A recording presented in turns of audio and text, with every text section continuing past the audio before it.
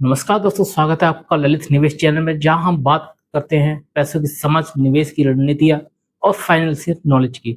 और आज हम बात करने जा रहे हैं एक बहुत ही जरूरी विषय टॉपिक पे, जिसमें है फाइनेंशियल अकाउंटिंग क्या होती है। What is the financial accounting. अगर आप स्टूडेंट हैं, बिजनेस करते हैं या अपना फाइनेंस समझदारी से मैनेज करना चाहते हैं, तो यह वीडियो है आपके लिए। तो आइए शुरू करते हैं बिना समय गवाए। अब जानते हैं फाइनेंशियल अकाउंटिंग की परिभाषा क्या है। फाइनेंशियल अकाउंटिंग एक ऐसी प्रोसेस है जिसके जरिए किसी संस्था, कंपनी या व्यक्ति के वित्तीय लेन देन यानी कि फाइनेंशियल ट्रांजेक्शन को रिकॉर्ड, समरी और रिपोर्ट किया जाता है। यह रिपोर्ट खासतौर पर तैयार की जाती है बाहरी स्टॉक होल्डर्स के लिए, जैसे कि investors, lenders, government and tax department और यहाँ तक कि आम जनता भी। इसका मुख्य उद्देश्य होता है सच्ची और निष्पक्ष वित्तीय स्थिति यानी कि true and fair financial position को देखना। अब बात करते हैं फाइनेंशियल अकाउंटिंग का महत्व क्या है, इतना जरूरी क्यों है। निर्णय लेने में सहायता, यानी कि इन्वेस्टर और बिजनेस ओनर्स इन रिपोर्ट्स को देखकर फैसले लेते हैं। दूसरा आता है कानूनी अनिवार्यता, यानी कि सरकार और टैक्स डिपार्टमेंट की रिपोर्टिंग जरूरी होती है। लेन देन की रिकॉर्ड, यानी कि हर एक इनकम और खर्चों को डॉक्यूमेंट किया जाता है।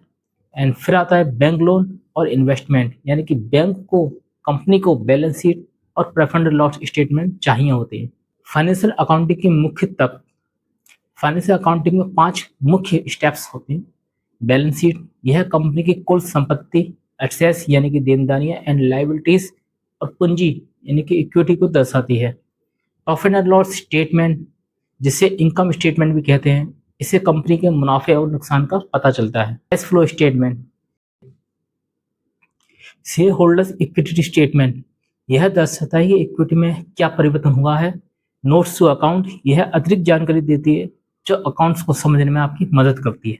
आते हैं double entry system. Financial accounting में सबसे बड़ा सिद्धांत होता है हर ट्रांजेक्शन 2 पहलू होते हैं, यानी डेबिट और क्रेडिट। उदाहरण के लिए, अगर आपने 10,000 का सामान खरीदा है तो कैश अकाउंटिंग क्रेडिट होगा और परचेस अकाउंटिंग डेबिट। इस सिस्टम में फाइनेंशियल रिकॉर्ड संतुलित यानी कि बैलेंस रहते हैं। आते हैं अकाउंटिंग के सिद्धांत यानी accounting principles.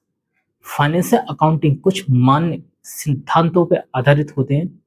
Going consent finance मान लिया जाता है कि कंपनी भविष्य में भी काम करती रहेगी।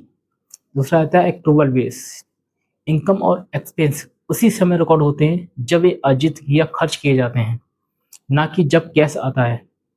कंसिस्टेंसी प्रिंसिपल, एक ऐसी अकाउंटिंग की पद्धति को लगातार फॉलो करना होता है। एंड फिर आता है मैचिंग प्रिंसिपल्स, यानी कंपनी को एक्सपेंसेस उसी साल के इनकम से मैच करके दिखाने होते हैं। अब आते हैं GAAP और IFRS accounting standards. Financial accounting के स्टैंडर्डाइज करने के लिए कुछ नियम बनाए गए हैं। भारत में GAAP यानी कि जनरली एक्सेप्टेड अकाउंटिंग प्रिंसिपल्स और अंतर्राष्ट्रीय स्तर पे IFRS यानी कि international financial reporting standards follow करते हैं। इसका पालन करना जरूरी है ताकि रिपोर्ट्स पारदर्शी और भरोसेमंद हो।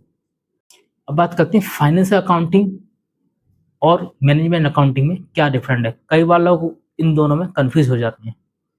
कौन सी financial accounting and management accounting क्या डिफरेंट है, यानी कि उद्देश्य बाहरी यूजर्स के लिए report, financial accounting and management accounting आंतरिक प्रबंधन के लिए।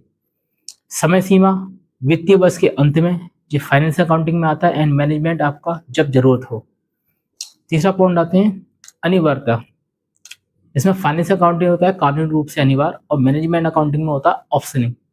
एंड चौथा आता है स्टैंडर्ड, जिसमें फाइनेंशियल अकाउंटिंग में आपका GAAP एंड IFRS होता है और मैनेजमेंट में होता है कोई तय नियमित नहीं होता है।